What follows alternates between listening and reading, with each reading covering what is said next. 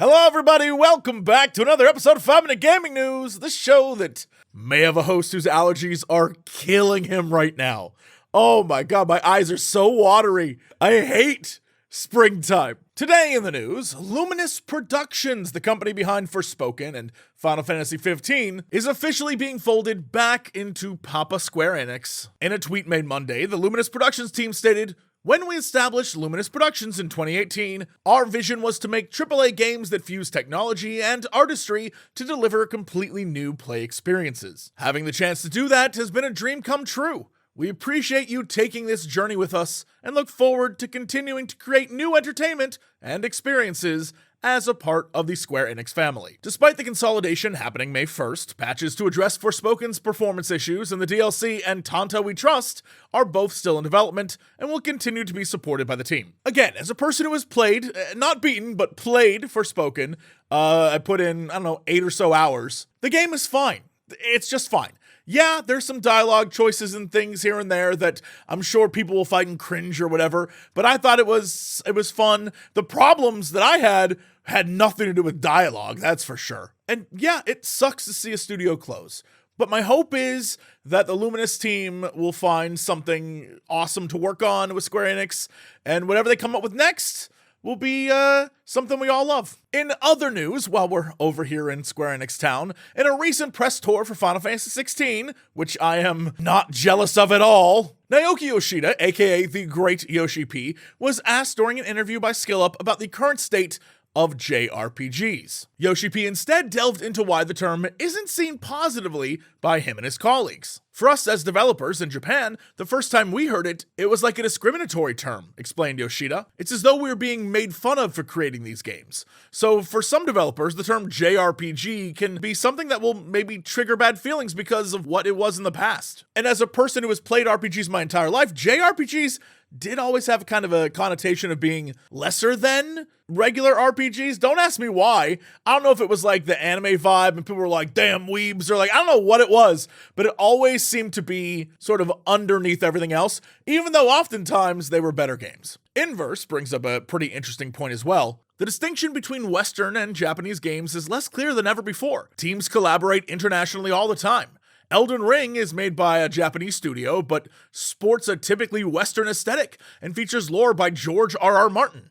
Does it still count as a JRPG?" Which is a pretty good question, because then it comes back again to the idea of JRPGs kind of being the anime, like people when they think of MMORPGs, and the idea of WoW sort of being this Western RPG, right? And then you have Final Fantasy 14, which is this JRPG, even though it's not, but it is seen by a lot of like WoW players as being less than, because it's like anime-y, even though again, really it's not. Sure, it's all really preference at the end of the day and what you enjoy most, but it is an interesting thought, and I'm really curious to see if Yoshi-P would delve more into it, or if there are more developers, or just more people in general who want to talk about that. What do you think? I'm excited for Final Fantasy 16, so I'm going to play that no matter what, but I am curious about this topic in particular because, it is something that's in the ethos of the gaming space. Like, if you put a J in front of it, it is like, okay, well, I kind of know what that is, even though a lot of the times we really don't, we just assume. Meanwhile, in other gaming news, Telltale's A Wolf Among Us 2 is not coming out this year. Telltale Games first shared the news via Twitter on Wednesday, stating, "We started working on this in 2020, and we're still determined to tell the ongoing story of Bigby and the rest of the Fabletown gang. However, it is going to require more time. As disappointed as you are in hearing this, we feel worse having to say it." Telltale Games CEO Jamie Odeli elaborated further with IGN about the delay, boiling it down to two main issues: Telltale's switch from Unreal Engine 4 to Unreal Engine 5, and avoiding crunch culture. "I've done crunch. I don't want to do it again, and it's not fair to ask. You can't plan a business around it. So yeah, part of it is about maintaining a healthy work culture.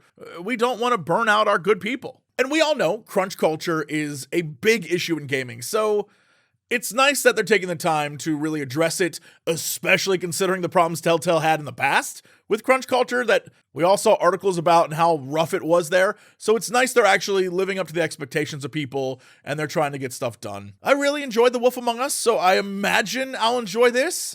I am curious about the timeline of the game from when they started to now and more intricate details about why it's being delayed. Just, for my own brain informational purposes. I know they gave us a blanket. We're switching from one thing to another and we're trying to avoid crunch, but what's going on day to day in the office? Right? And big questions about that just because I'm really curious what the final product's going to be like. And, delays are fine, but a lot of delays, we talked about this before, that's dangerous. Speaking of dangerous, I have a dangerous amount, of indie games and various demos that I've played over the last couple weeks over on Cox Clips. Please go check it out. Some wild things over there. Not going to spoil it. Enjoy. Something may or may not be by Daniel Mullins. One of them is like a horror game, but in PowerPoint. Crazy stuff. Hopefully you'll enjoy, and I'll see you tomorrow for another episode of 5 Minute Gaming News.